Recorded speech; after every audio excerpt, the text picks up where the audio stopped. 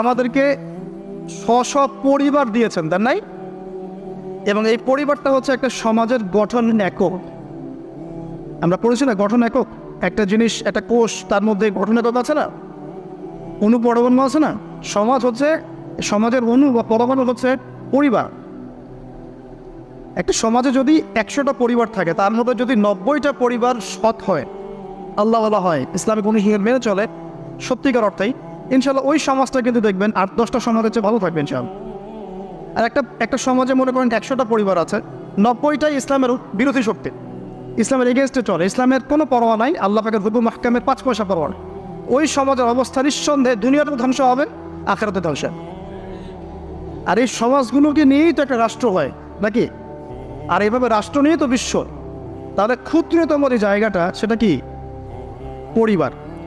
এই জায়গায় আল্লাহ পাক আপনাকে কর্তৃত্ব দিয়েছেন। এখানে কিন্তু আপনার উপর লাঠি কেউ ঘোরাচ্ছে না। আপনি অ্যাজ এ বাবা আপনি পরিবারে কর্তা, অ্যাজ এ স্বামী আপনি পরিবারে কর্তা, ভাই আপনি পরিবারে কর্তা। আমাদের প্রথম স্টার্টিংটা এই ফ্যামিলি থেকে করা উচিত। তো আল্লাহ পাক এই বিষয়ে কি বলছেন আমি একটা বলে সামনে যাই। আল্লাহ পাক সূরা তাহরিমের মধ্যে 6 নম্বর আয়াতে বলেছেন যে ইয়া আইয়ুহাল্লাযীনা আমানু, হে মুমিনগণ, আমাদেরকে আল্লাহ পাক বলছেন হে মুমিনগণ, কু আনফুসাকুম ওয়া আহলিকুম নার, তুমি নিজে জাহান্নামের আগুন থেকে বাঁচো। আগে নিজের চটকায় তুমি তেল দাও, নিজে জাহান্নামের আগুন থেকে বাঁচো। ওয়া আহলিকুম নার, তোমার যে পরিবারবর্গ আছে এদেরকে জাহান্নাম থেকে বাঁচাও। এই বাঁচানোটা কেমন দেখেন, আপনাদের বাসায় ছোট ছোট বাচ্চা কাচ্চা আছে না? আছে তো। একটা বাচ্চা যদি আগুন ধরতে যায়, ধরেন ও বোঝে না যে আগুনই কেমন হবে, ছোট বাচ্চা, আল্লাহ না করুক, সে ধরেন একটা কয়েল ধরতে যাচ্ছে, কয়লা ধরতে যাচ্ছে, হ্যাঁ, আগুন হাত দিতে যাচ্ছে, তো আপনি কি করবেন? আপনি তাকে সেভ করার চেষ্টা করেন। সে যদি বলে না আমাকে ছেড়ে দাও আমি ধরবই, আপনি প্রয়োজনে একটা থাপ্পড় দিয়ে হলে সরাবেন কেন, তাই না? এটা হচ্ছে বাঁচানো।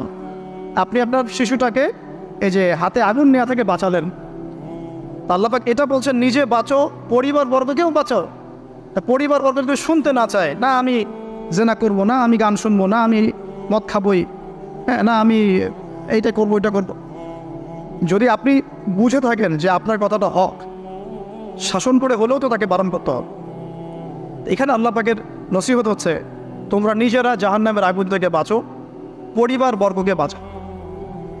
কোন জাহান্নাম থেকে বাঁচবে? আলাইহা মালাইকাতুন গিলাযুন শিদাদ, যেই জাহান্নামে কঠিন কঠিন মনের ফেরেশতারা আছে, পাষাণ মনের ফেরেশতা। আল্লাহ পাক তাদের মনের মধ্যে কোনো দয়া মায়া দেন নাই। আমাদের মনে দয়া মায়া আছে না, এই দয়া মায়াও আল্লাহ পাক তাদেরকে দেন নাই। শুধু আযাব দেওয়ার মতো শক্তি সামর্থ্য এবং কঠিন একটা মন দিয়েছেন। অন্য সূরায় আছে তাদের সংখ্যা 19 জন। কতজন? 19 জন, মানে তারা দায়িত্বশীল। বাকি আর যে কত হাজার লক্ষ কোটি আছে আল্লাহ ভালো জানে।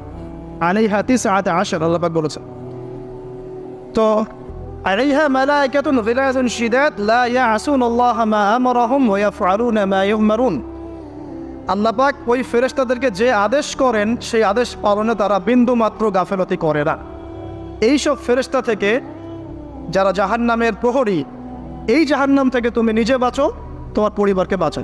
এই জায়গায় আসে। এখন তোমরা যারা এখনো ফ্যামিলি শুরু করো নাই, বলছি তাদের জন্য এই অংশটুকু বেশি বেনিফিশিয়াল হবে ইনশাআল্লাহ। তা তোমাদের জন্য পথ চলাটা তুলনামূলক সহজ তাদের চাইতে যারা অলরেডি ফ্যামিলি ঢুকে গেছেন এবং বিপদেও পড়ে গেছে, বা বড় হয়ে গেছেন, দীর্ঘ সময় পর্যন্ত আপনার ইসলামের এগেনস্টে চলেছেন বা আল্লাহর হুকুম আহকামের তোয়াক্কা করেন নাই, তাদের জন্য এটা অনেক কঠিন। কিন্তু যারা এখনও ফ্যামিলি স্টার্ট করো নাই বা কেবল স্টার্ট করেছ বা করতে যাচ্ছ, তোমাদের জন্য এই অংশটুকু বেশি ইম্পর্টেন্ট। আল্লাহ পাক এখানে একটা মূলনীতি দিয়ে দিলেন, নিজে বাঁচতে হবে, পরিবারবর্গকে বাঁচাতে হবে। আর আমি আগেই বললাম পরিবার বাঁচলে সমাজ বাঁচবে, সমাজ বাঁচলে রাষ্ট্র বাঁচবে। আসেন প্রথমে আমরা দেখি যে কোরআন কি বলছে। খুব অল্প করে বলি কারণ লম্বা সময় নেওয়ার সুযোগ নাই। কোরআন কি বলছে একটু লাইভলি থাকেন। আদম এবং হাওয়া আলাইহিম আসসালাম, মনে আছে? তাদের দুইজনকে আল্লাহ পাক পৃথিবীতে নামিয়ে দিয়েছেন না? আল্লাহর সীমা লঙ্ঘন করার পরে তাদেরকে যে আল্লাহ পাক নামিয়ে দিলেন পৃথিবীতে, এখন এই যে লম্বা সময় তাদেরকে পৃথিবীতে থাকতে হবে, পৃথিবীর এইসব ভোগান্তি পোহাতে হবে, হ্যাঁ, জান্নাতের সেই নাজ নেয়ামত থাকছে না। এই যে কষ্টের পথ চলা, এই পথ চলাতে কি স্বামী স্ত্রী একসাথে না? এভাবে যদি পরিবারের স্বামী এবং স্ত্রীরা তাদের জীবনের উদ্দেশ্যটা ফিক্স করতে পারে এবং সমস্ত বাধা বিপত্তিকে হাসি মুখে একসাথে ডিঙাতে পারে, পরিবারে শান্তি আছে। যদি না পারে তাহলে বুঝবেন যে সে আদর্শ স্বামী ছিল না, অথবা সে আদর্শ স্ত্রী ছিল না। এখান থেকে শিক্ষা হচ্ছে দুইজনের জীবনের উদ্দেশ্য একই রকম হতে হবে, দুইজনের লাইফের মিশন সেম হতে হবে, তখন আপনি পরিবারে শান্তি পাবেন ইনশাআল্লাহ। যদি না হয় তাহলে আপনি বিয়ের মধ্যে ভুল করেছেন। অতএব এই জায়গায় নসিহতটা প্রথম নেন। তারপরে চলে আসেন নূহ আলাইহিস সালাম। মনে আছে না, তার একজন ছেলে ছিল, সে কি মুমিন ছিল? করেন নাই, সে কিন্তু মুমিন ছিল না, সে অস্বীকারী ছিল। তার নূহ আলাইহিস সালামের স্ত্রী, সে কি মুসলিম ছিল? চিন্তা করতে পারেন, একজন নবীর স্ত্রী মুসলিম নন, একজন নবীর ছেলে, তিনি আল্লাহর আদেশের পরোয়া করছেন না। আল্লাহ বলছেন লাইসা মিন আহলিক, এই ছেলে তোমার পরিবারের কেউ না। নূহ আলাইহিস সালাম বলছেন, হে আল্লাহ, সে আমার পরিবারের একজন, তাকে ক্ষমা করে দাও। আল্লাহ বলছেন লাইসা মিন আহলিক, সে তোমার পরিবারের কেউ না। নবী পরিবারের সদস্য হওয়া সত্ত্বেও লূত আলাইহিস সালামের স্ত্রী, সে কি জান্নাতি না জাহান্নামী? তাহলে এখানে বোঝেন যে নবী পরিবার হলেও যদি ব্যক্তিগত পর্যায়ে মানুষের মধ্যে ঈমান ইসলাম না থাকে, তাহলে এইসব বংশের পরিচয়, রক্ত, বর্ণ, জাতীয়তাবাদ, ভাষা, এগুলো মানুষকে আল্লাহর আযাব থেকে বাঁচাতে পারে। নবীর পরিবারের সদস্য হওয়া সত্ত্বেও তারা জাহান্নামে আছে, শ্রোতা হারিম করে। তাহলে আমাদের কাজ কি? নিজের চটকাটা তেল দেওয়া। আমি কত বড় আলেমের ছেলে, আমি কত বড় দায়ীর স্ত্রী, আমি কত বড় মানে মুফাসসির মুহাদ্দিসের সন্তান, ভাই, এসবের কোনো মূল্য নাই। নিজে আমি ভালো কিনা, নিজে প্রকৃত মুসলিম মুমিন কিনা, এটার মূল্য আছে। এই কারণেই হয়তো আমাদের নবী সাল্লাল্লাহু আলাইহি ওয়াসাল্লাম তার মেয়ে ফাতিমা রাদিয়াল্লাহু আনহাকে বলছেন, হে ফাতিমা, হে আমার কলিজার টুকরা মেয়ে, হে আমার কলিজার টুকরা মেয়ে, তুমি শোনো, পৃথিবীতে আমার কাছে যা চাওয়ার তুমি চেয়ে নাও, পরকালে আমি তোমার কোনো হেল্প করতে পারছি না। অথচ আমরা জানি নবী সাল্লাল্লাহু আলাইহি ওয়াসাল্লাম সবার জন্য কি করবেন? সুপারিশ করবেন, সেটা অন্য বিষয়। তোমাকে তোমার হিসাব একাই দিতে হবে, নবী সাল্লাল্লাহু আলাইহি ওয়াসাল্লাম এটা বলছেন। একদিন তিনি বাসায় ঢুকলেন, দেখছেন আয়েশা রাদিয়াল্লাহু আনহা কান্নাকাটি করছে। আয়েশা, আর বলে রাখি, আয়েশা রাদিয়াল্লাহু আনহা সম্পর্কে আমাদের নবীজি বলেছেন, তাকে প্রশ্ন করা হচ্ছে, আপনি পৃথিবীতে সবচেয়ে বেশি কাকে ভালোবাসেন? তিনি বলছেন আয়েশাকে।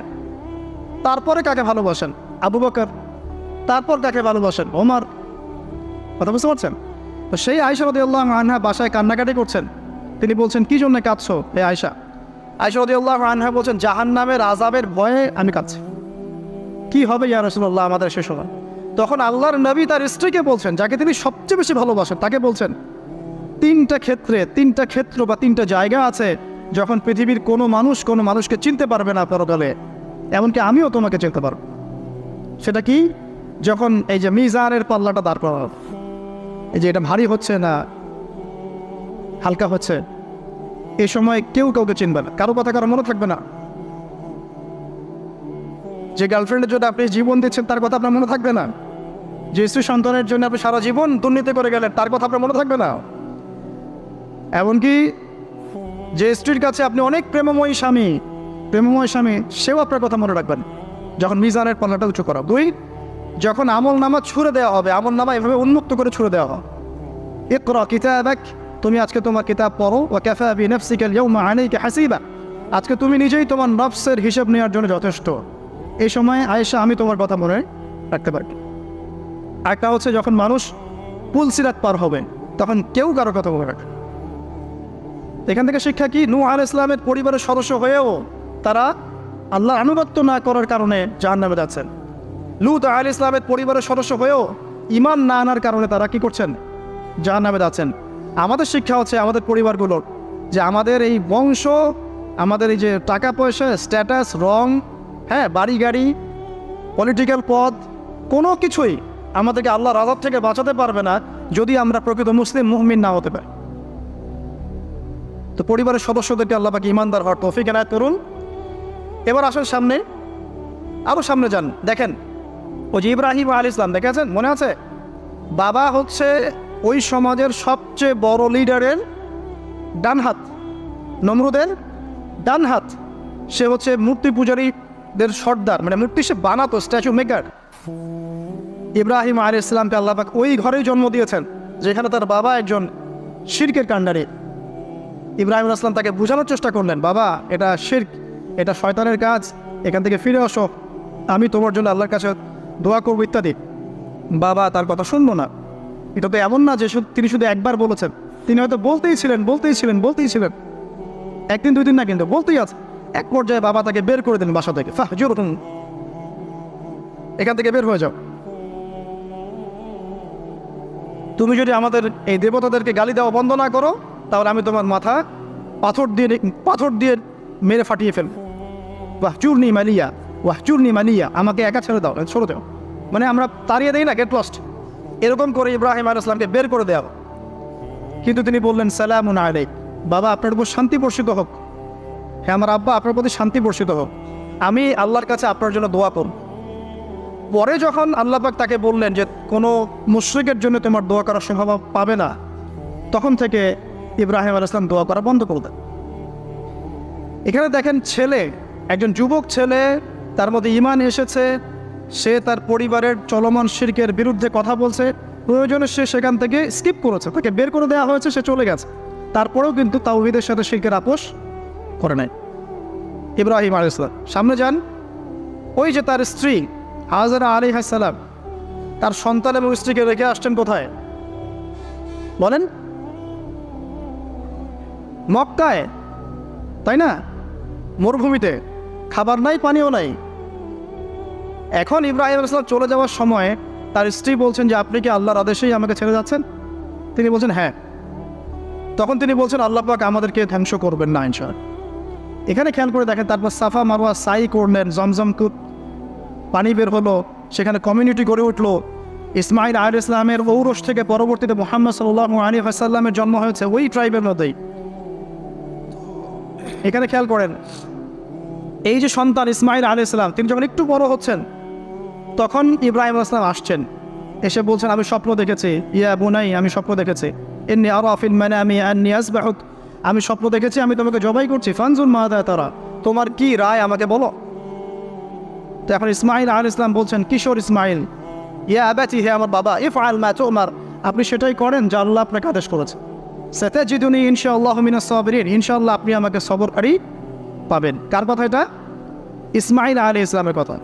এখন খেয়াল করে দেখেন, ইসমাইল আলাইহিস সালামকে কিন্তু তার বাবা 24 ঘন্টা কাছে রেখে মানুষ করেন নাই, কারণ তিনি থাকতেন ওই যে প্যালেস্টাইনে, সেখানে আরেকজন স্ত্রী আছেন সারা আলাইহিস সালাম, আসা যাওয়া করতেন। মূলত তাকে মানুষ করেছে তার মা হাজেরা আলাইহিস সালাম, যেই সবরকারী, আল্লাহর প্রতি তাওয়াক্কুলকারী মা বলেছিল, আল্লাহ যদি আপনাকে আদেশ করে থাকেন আমাদেরকে ছেড়ে যাওয়ার জন্যে, সেই আল্লাহ আমাদেরকে ধ্বংস করবেন না। ওই যে তাওয়াক্কুল, ওই যে সবর, তার গর্ভ থেকে আল্লাহ পাক জন্ম দিয়েছে ইসমাইল আলাইহিস সালাম। যেমন মা তেমন সন্তান, যে সন্তান বলছে আমাকে জবাই করতে যদি আল্লাহ পাক আদেশ করে থাকেন আপনি করেন। তো ঘরের মধ্যে স্ত্রীরা, আমাদের ঘরের স্ত্রীরা যদি হাজেরা আলাইহিস সালামের মতো না হতে পারে, সবরকারিনী এবং আল্লাহর প্রতি তাওয়াক্কুলকারিনী, আমাদের বোনেরা, আমাদের মায়েরা যদি হাজেরা আলাইহিস সালামের মতো সবরকারিনী হতে না পারে, আল্লাহর প্রতি তাওয়াক্কুলকারী হতে না পারে, তাহলে তাদের গর্ভ থেকে কোশ্চিন কালেও ইসমাইলের জন্ম হবে না। কথা বুঝতে পারছেন? তাদের গর্ভ থেকে কোশ্চিন কালেও ইসমাইলের মতো সন্তানের জন্ম হবে না এবং ইসমাইলি প্রজন্ম গড়ে উঠবে না। এই জন্যই আপনি তাকিয়ে দেখেন, ম্যাক্সিমাম পরিবারের সন্তান এখন বেলাইনে চলে গেছে। কারণ কি জানেন? মায়ের সমস্যা আছে, শুধু বাপেই সমস্যা থাকে না, মায়েও সমস্যা থাকে। মায়ের ফিতরাত সন্তানের মধ্যে চলে আসে। তো নারীরা যদি আল্লাহর আনুগত্যশীলা না হয়, মুমিনা মুসলিমা, 5 ওয়াক্ত নামাজ পড়া, লজ্জাস্থানের হেফাজত করা, খাস পর্দা করা, হ্যাঁ, স্বামীর আনুগত্যকারী, প্রেমময়ী, তারা যদি না হতে পারে, সবরকারিনী, তাওয়াক্কুলকারিনী, তাহলে ওই মায়েদের গর্ভ থেকে আপনি ইসমাইলের মতো সন্তান কিন্তু পাবেন না। ইল্লা মাশাআল্লাহ, ইল্লা মাশাআল্লাহ। আরও সামনে যান, দেখেন নবী মুসা আলাইহিস সালাম একজন ব্যক্তিকে একটা ঘুষি দিয়েছেন, সেই ব্যক্তি ওইখানে স্পটেড, আর ফেরাউনের লোকজন তাকে ধাওয়া করছে। মুসা আলাইহিস সালাম মিশর থেকে চলে গেলেন মাদিয়ান নামক জায়গায়। মাদিয়ানে আরেকজন নবী আছেন, তার নাম হচ্ছে শুআয়ব আলাইহিস সালাম। তো সেখানে গিয়ে তিনি গাছের নিচে বসে আছেন, দেখলেন দুজন মেয়ে দূরে দাঁড়িয়ে আছে, পানি নেওয়ার মতো চান্স পাচ্ছে না। ওই কওমের লোকজনের শক্তি বেশি, তো তিনি একটু শক্তিশালী ছিলেন মুসা আলাইহিস সালাম। তিনি গেলেন, গিয়ে শক্তি খাটিয়ে ওদেরকে পানির ব্যবস্থা করে দিলেন, দিয়ে আবার সেই গাছের এখানে এসে বসলেন, বসে আল্লাহর কাছে দোয়া করছেন, রব্বি, হে আমার রব, লিমা আনজালতা ইলাইয়া মিন খাইরিন ফাকির। এখানে কিন্তু তার কোনো গৃহ নাই, থাকার জায়গা নেই, খাওয়ার কিছু নাই, কোনো পরিচিত কেউ নাই, একদম নিঃস্ব শূন্য হাতে হাত উঁচু করে আল্লাহর কাছে বলছেন, রব্বি ইন্নী লিমা আনজালতা ইলাইয়া মিন খাইরিন ফাকির। হে আল্লাহ, আপনি আমার উপর যে অনুগ্রহটা বর্ষণ করবেন, আমি এর জন্য ভিখারি হয়ে বসে আছি। এবার আল্লাহ পাক ওই একটা মেয়েকে পাঠালেন। ওই মেয়েটা আসলো লাজুক ভঙ্গিতে, লজ্জাশীলতা, চোখ নিচু করতে। এই যে এখনকার এই যে ব্লাউজ ছাড়া শাড়ি পরা জেনারেশন না, এরা চক্ষু নিচু করে আসলেন। এই হাঁটাটাকে আল্লাহ পাক প্রশংসা করেছেন যে সে লজ্জাশীলতার সাথে হেঁটে আসলো, এসে মুসা আলাইহিস সালামের সামনে দাঁড়িয়ে চক্ষু নিচু করে বলল যে আমার বাবা আপনাকে ডাকছেন, আমার বাবা আপনাকে ডাকছেন। এই লজ্জাশীলতা মেয়েদের মধ্যে কোথায় পাবেন এখন? একটা হাদিস আছে, যখন তোমার মধ্যে লজ্জা থাকবে না, তোমার দ্বারা যে কোনো পাপ করা সম্ভব।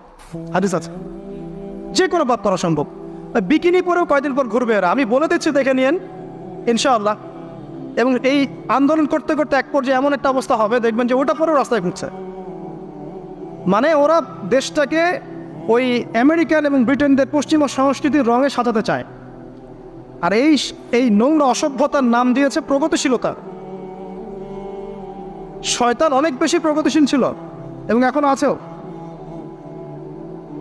ওই মেয়ের হেঁটে আসাটাকে আল্লাহ প্রশংসা করছেন। আসার পরে তিনি যখন বলছেন আমার বাবা আপনাকে ডাকছেন, তিনি গেলেন, তখন ওই শুআয়ব আলাইহিস সালাম বলছেন যে আমার এই দুই মেয়ের মধ্যে একজনকে আমি তোমার সাথে বিয়ে দিতে চাই। মুসা আলাইহিস সালাম সেখানে বিয়ে করলেন। শর্ত হচ্ছে 8 থেকে 10 বছর তাকে তার ফার্মে চাকরি করতে হবে, কৃষিকাজ মানে গবাদি পশুর, এখানে 8 থেকে 10 বছর তাকে সার্ভিস দিতে হবে, এটাই মোহর। তো এটা আমি এখন বুঝি যে মুসা আলাইহিস সালামকে আল্লাহ পাক এই যে রাখালির কাজ করেছেন কেন জানেন? কারণ এই কাজগুলো মানুষের ধৈর্য বাড়ায়। মুসা আলাইহিস সালামকে পরে আল্লাহ পাক বড় একটা দায়িত্ব দিবেন, এই কারণে তাকে ট্রেনিং দিচ্ছেন এখানে। তাকে আরও বড় একটা জাতিকে সামলাতে হবে যারা আরও অনেক বেশি উদ্ধত, অনেক বেশি গবাদি পশুর মতো। তারা কারা? ওই যে বনু ইসরাইল। চোখের সামনে দেখলো আল্লাহ পাক ফেরাউনকে ডুবিয়ে দিলেন, তারপরে 40 দিনের মধ্যে আবার শিরক করা শুরু করে দিলেন। আমাদের নবী মুহাম্মদ সাল্লাল্লাহু আলাইহি সাল্লামকে একজন কষ্ট দিয়েছিল। তো কষ্টটা এত ডাইরেক্ট দিয়েছে, এসে বলেছে আপনি ইনসাফ করেন, হে মুহাম্মদ সাল্লাল্লাহু আলাইহি ওয়াসাল্লাম, আপনি ইনসাফ করেন, আপনি ইনসাফ করছেন না। তো সাহাবীদের চোখ মুখ লাল হয়ে গেল যে এত বড় কথা নবীকে বলে। তখন নবী সাল্লাল্লাহু আলাইহি ওয়াসাল্লাম বলছেন, দাঁড়াও, আমার ভাই মুসাকে তার কওম আরও অনেক বেশি কষ্ট দিয়েছে। মানে মুসা আলাইহিস সালামের কষ্টের কথা চিন্তা করে আমাদের নবী সান্ত্বনা নিচ্ছেন, যেটা তো কিছুই না। মুসা আলাইহিস সালামকে তার কওম আরও অনেক বেশি কষ্ট দিয়েছে। তো এই কওমকে সঠিক পথে চালানোর জন্য আল্লাহ পাক 8 বছর তাকে রাখালি করিয়েছে। আর আপনারা জানেন কি না জানি না যে বেশিরভাগ নবী কিন্তু কৃষিকাজ করেছেন, এটা জানেন? তো যারা কৃষিকাজ করছেন আপনারা এখানে নিজেকে হীনমন্যতায় ভোগার, ছোট মনে করার কোনো সুযোগ নাই।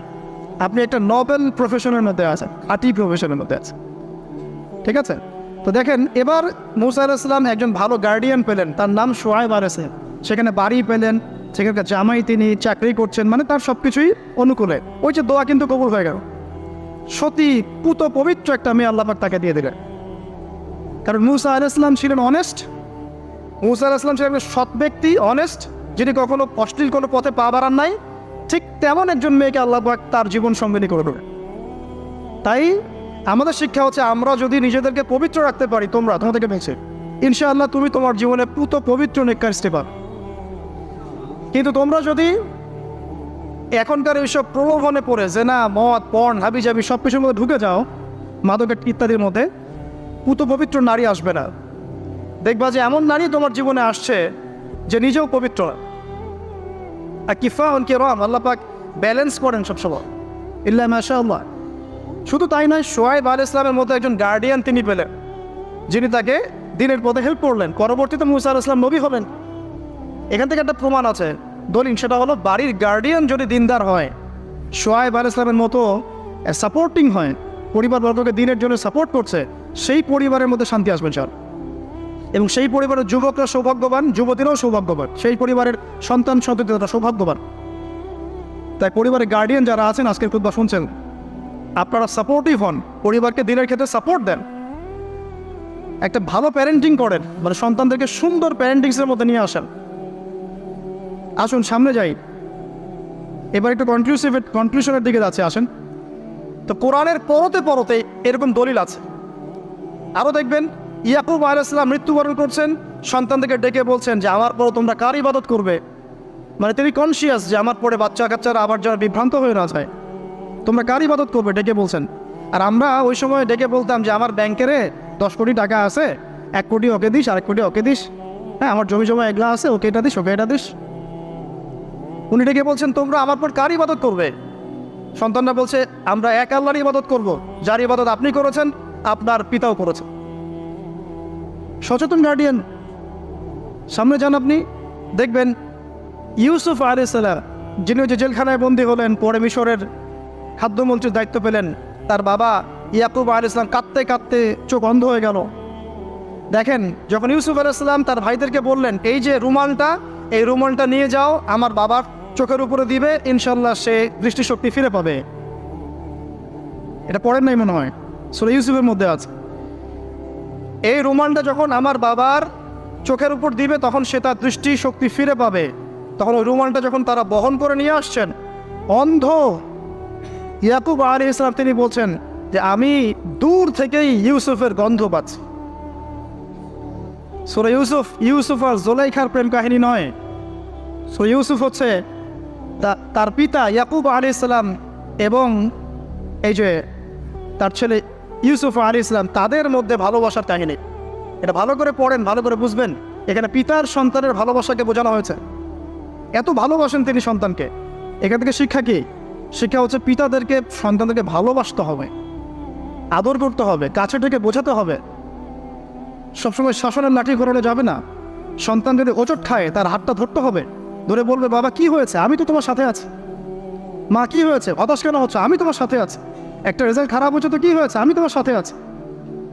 বাবা নামাজ পড়ো, বাবা কোরআন তেলাওয়াত করো, আল্লাহকে ডাকো, আল্লাহ তোমার সাথে আছে। একটা কনফিডেন্স দিতে হবে। যখন পিছন থেকে সন্তানরা কনফিডেন্স পাবে, এই সন্তানরা বড় আত্মবিশ্বাসী হবে। আর পিছন থেকে যখন আপনি তাকে সবসময় শাসন করতে থাকবেন, জুলুম করতে থাকবেন, এ বড় হয়ে আপনাকে বৃদ্ধাশ্রমে পাঠাবে, তো কোথায় পাঠাবে? সন্তানকে ভালোবাসতে হবে। এটা বলে রাখি, এখানে দেশে আবার 30টা বৃদ্ধাশ্রমও আছে। ইসলামে বৃদ্ধাশ্রমের কোনো জায়গা নাই। আর এখন আমি চলমান একটা পত্রিকা রিপোর্ট দেখলাম গুগলে, নাম করা পত্রিকা, নাম বলছি না। তারা বলছে এখন বৃদ্ধাশ্রম সময়ের দাবি, বৃদ্ধাশ্রম এখন সময়ের দাবি, নাউজুবিল্লাহ। আর ইসলাম বলছে সবচেয়ে সেরা অধিকার দিবে মাকে, তারপরে মাকে, তারপরে মাকে, তারপর বাবাকে। মায়ের পায়ের নিচে জান্নাত, বাবার সন্তুষ্টিতে আল্লাহর সন্তুষ্টি, এগুলো ইসলাম বলছে। আর এখনকার সভ্যতা আমাদেরকে বলছে যে বৃদ্ধাশ্রম এখন সময়ের দাবি। ইউসুফ আলাইহিস সালামকে যেভাবে ভালোবাসতেন তার বাবা, সন্তানকে ভালোবাসেন। আমাদের নবী মুহাম্মদ সাল্লাল্লাহু আলাইহি সাল্লাম মানুষকে যাতে ভালোবাসতেন, এর কারণ কি জানেন? ছোটবেলা থেকেই তাকে খুব ভালোবাসা দিয়ে মানুষ করা হয়েছে। তার মা তাকে ভালোবাসতেন, তার দুধ মা তাকে ভালোবাসতেন, তার দাদা আব্দুল মুত্তালিব তাকে সাথে করে নিয়ে ঘুরতেন, কাবার সামনে বসাতেন, বসিয়ে বলতেন তার নাম হচ্ছে মুহাম্মদ, প্রশংসিত। এই নামটা তখন আরবে কেউ রাখতো না। আমার এই নাতি, আমার এই ছেলের ছেলে ইনশাআল্লাহ এ বড় হয়ে নেতা হবে, এই কথা বলতেন, তাকে আত্মবিশ্বাস দিতেন। এমনকি তার দাদার ইন্তেকালের পর তার চাচা আবু তালেব মুসলিম না হয়েও সুদীর্ঘ সময় পর্যন্ত ভাতিজাকে সাপোর্ট দিয়েছেন। এই সাপোর্ট দেয়, কনফিডেন্স, এগুলো খুব ইম্পর্টেন্ট। এগুলোর ঘাটতি যখন হবে তখন এই যুব সমাজ, পরিবারের সদস্যরা ফেড আপ হয়ে যাবে, মানসিক কষ্টে ভুগবে, মাদকের কাছে যাবে, অন্য একটা মেয়ের কাছে যাবে, পণে যাবে, আপনার মিউজিক্যাল ইনস্ট্রুমেন্টের কাছে যাবে। ঠিক আছে, আমি শেষ করছি। তো এখান থেকে একটা শিক্ষা হচ্ছে যে আমাদের পরিবারের সদস্যদেরকে ভালোবাসা এবং তাদের প্রতি কনফিডেন্স দেয়া, তাদেরকে আল্লাহর পথে চলতে সাহায্য করা। ইনশাআল্লাহ দেখবেন যে তারা আপনাকে সম্মান করবে, আপনাকে একজন বন্ধু মনে করবে, যে না আমার পাশে কেউ আছে, আমি একা নই, এমনটা ফিল করব। এটা খুব ইম্পর্টেন্ট। তো শেষ করার আগে এই যে কোরআনিক কিছু আমি জাস্ট এক্সাম্পল দিলাম, বিচ্ছিন্ন এক্সাম্পল যে কোরআনে এইভাবে আসছে। এছাড়া লোকমান আলাইহিস সালামের ঘটনায় আপনি পাবেন সূরা লোকমানের মধ্যে সন্তানকে ডেকে কত নসিহত করছেন, বাবা শিরিক করো না, সৎ কাজে আদেশ করো, অসৎ কাজে নিষেধ করো, পিতামাতার খেদমত করো। আর আমরা বাচ্চাদেরকে কী শেখাই? জমি জমা, বাড়ি গাড়ি, দাঁড়াতে হবে, চাকরি করতে হবে, এটা সেটা। আগে সন্তানকে শেখাচ্ছে বাবা আল্লাহকে ছিল, আল্লাহ বলে একজন আছে, তিনি তাকে ছিল আগে, তার সাথে কাউকে শরিক করো না। শিরকের শিক্ষা কোথায় এখন পরিবারের মতো? তো কোরআনে এরকম অসংখ্য দলিল আছে। শেষ করার আগে আমি যেটা বলতে চাই যে আমাদেরকে কিছু কিছু বিষয় যদি আমরা এখনও যদি মেনে চলি, এই ভঙ্গুর সমাজ ব্যবস্থায়ও আদর্শ পরিবার ধরে রাখা ইনশাআল্লাহ সম্ভব। আমি সব কথা আজকে বলতে পারলাম না, ইনশাআল্লাহ আরেকদিন কথা হবে অন্য কোনো লেকচারে। যে প্রথমেই পরিবারের যে সদস্যরা আছেন তাদেরকে ইলম বা জ্ঞানের চর্চা করতে হবে। 2, পরিবারের তাওহীদ প্রতিষ্ঠা করতে হবে, নবী সাল্লাল্লাহু আলাইহি ওয়াসাল্লামের সুন্নাত প্রতিষ্ঠা করতে হবে। এই দায়িত্বটা পরিবারের কর্তাদের, স্বামী না থাকলে স্ত্রী, মা, ভাই, পিতা, তাদের সবার দায়িত্ব এটা। পরিবারে তাওহীদ প্রতিষ্ঠা করা, সুন্নাত প্রতিষ্ঠা করা। পরিবারে নামাজ থাকতে হবে, নামাজ 5 ওয়াক্ত নামাজ নাই পরিবার আদর্শ হবে না। পরিবারের সদস্যদেরকে দান সৎকার দিকে উৎসাহিত করতে হবে। যত দান করবে সম্পদ বাড়বে, যত দান করবে সম্পদ বাড়বে। দান কমিয়ে দিলে সম্পদ কমে আসবে। পরিবারের সদস্যদেরকে নৈতিকতা শিক্ষা দিতে হবে, মূল্যবোধ শেখাতে হবে, কালচার হিসাবে গড়ে তুলতে হবে। যারা সামাজিক, তারা সবার পাশে দাঁড়াতে চায়, সমাজ কল্যাণমূলক কাজগুলোতে উৎসাহিত করতে হবে। পরিবারের সদস্যদেরকে বুস্ট আপ করতে হবে, পিছন থেকে তাদেরকে আত্মবিশ্বাস দিতে হবে যে আমরা আছি তোমার সাথে, তুমি তোমার প্রতিভা অনুযায়ী সামনে যাও। যার যেখানে প্রতিভা সেখানে তাকে আত্মবিশ্বাস দিতে হবে। হ্যাঁ, তুমি লিখতে পারো, ভালো লিখো বাবা, তোমাকে টাকা পয়সার ফিকির করতে হবে না, তোমাকে জব ক্যারিয়ারের চিন্তা করতে হবে না, তোমাকে আল্লাহ পাক লিখার ক্ষমতা দিয়েছেন, লিখো, আল্লাহ ওখানেই রিজিক দেবেন। চল তুমি বলো, তোমাকে বলার ক্ষমতা আল্লাহ পাক দিয়েছে, তুমি ভালো করে বলো। তুমি বিজ্ঞান ভালো পারো, বিজ্ঞান নিয়ে গবেষণা করো। তুমি ভালো খেলো, ভালো করে খেলো। মানে আপনাকে ওর প্রতিভা অনুযায়ী আপনাকে বুস্ট আপ করতে হবে, ইসলামিক রুলস মেনেই। 5 বাসায় পর্দার বিধান চালু করতে হবে যাদের মধ্যে নাই, এবং এটাকে শক্ত করে ধরতে হবে। এটা হেলায় ফেলা ছেড়ে দেওয়া যাবে না। বাসার মধ্যে অপসংস্কৃতি যেগুলো আছে, বাইরের কালচার যেগুলো ঢোকে, এগুলো রাস্তা বন্ধ করতে হবে। ইন্টারনেট সেকশনগুলোকে লিমিটেড করতে হবে। এবং যা দেখবেন সবাই একসাথে দেখবেন, ড্রয়িং রুমে বসে। স্মার্টফোন এতে অ্যাভেলেবেল করে দিবেন না। এমনও কান্ট্রি আছে 18 বছর না হলে কেউ ফোন ইউজ করতে পারে না। আর আমাদের জন্মের পর থেকেই ফোন। বাচ্চার ওই ফোনটা দেওয়া মানে তার মস্তিষ্ক ড্যামারেজ, শেষ। দেখেন আপনি ফোন রেখে বলেন যে কত পাপ করতেছে আল্লাহ। ফোনকে আমরা এখন আর কন্ট্রোল করছি না, ফোনই আমাদেরকে কন্ট্রোল করছে। এইগুলো বন্ধ করতে হবে। বাসার সদস্যদের খাওয়া দাওয়ার দিকে ফোকাস করতে হবে, তারা কী খাচ্ছে, কেমন খাবার খাচ্ছে, ফ্রেশ ফুডের ব্যবস্থা করতে হবে। কালচার কথা বলতে হবে, সুন্দর করে কথা বলতে হবে তাদের সাথে। ঝগড়াঝাটি এগুলো দেখে যখন তারা অভ্যস্ত হয়ে যাবে, তখন তো নৈতিকতার অবক্ষয় ঘটবেই। আরও কিছু বিষয় আছে, যেমন পরিবারে বৃদ্ধতা ভালোবাসা পিতামাতার মধ্যে আছে কিনা, স্বামী স্ত্রীর মধ্যে আছে কিনা, এই বিষয়টা যেন ছোটদেরকে ইফেক্ট না করে খেয়াল রাখতে হবে। এভাবে যখন ইফেক্টিভ প্যারেন্টিং আসবে, পরিবার রিজিক হালাল, সলাত আছে, কোরআন আছে, জিকির আছে, তারা সমাজকল্যাণমূলক কাজ করছে, ইসলামিক কমিউনিটির মধ্যে আছে, হ্যাঁ, সবার সাথে একটা হৃদ্যতাপূর্ণ সম্পর্ক আছে, তখন দেখবেন এই পরিবারের সন্তানরা ইনশাআল্লাহ পরবর্তীতে গিয়ে ভালো কিছু করবে। এই পরিবারের মেয়েরা ইনশাআল্লাহ শালীন হবে, এবং তারা যখন অন্য কোনো ঘরে যাবে ওই পরিবারও ঠিক থাকবে। তো দিনের জ্ঞান, আমল, হালাল রিজিক, সুন্দর প্যারেন্টিংস, এগুলোর মধ্য দিয়ে আমরা আদর্শ পরিবার গড়তে পারবো ইনশাআল্লাহ আযজা ওয়া জাল্লা। আল্লাহ পাক আমাদের সবাইকে তৌফিক এনায়েত করুন। আমি লেকচারটা এখানে শেষ করছি। তো শেষ করার আগে আমি জাস্ট একটা বই সাজেস্ট করবো আপনাদেরকে। আমার হাতে একটা বই আছে, ইনশাআল্লাহ পরবর্তীতে কোনো এক জুমায় বা কোনো একটা সেমিনারে ইনশাআল্লাহ শুধুমাত্র এই বইটার উপরে আমি আলাদা একটা স্বতন্ত্র লেকচার বা সেমিনারের আয়োজন করবো ইনশাআল্লাহ। বইটার নাম হচ্ছে প্যারেন্টিং, জাস্ট সন্তান প্রতিপালন। আমি জাস্ট দেখাচ্ছি বইটা, জাস্ট সন্তান প্রতিপালন, প্যারেন্টিং। এটা টোটালি ইসলামিক বই। আমি এমন করে বলছি না যে এটা ইসলামিক মূলনীতি এখানে একপেশেভাবে উপস্থাপন করা হয়েছে, এমন নয় বিষয়টা। কারণ সমস্ত পরিবেশ পরিস্থিতির সাথে মিলিয়ে এ যুগে কীভাবে আপনি একজন সফল পিতা হবেন, সফল মা হবেন, সন্তানকে কিভাবে প্রতিপালন করবেন এই বিষয়গুলো এখানে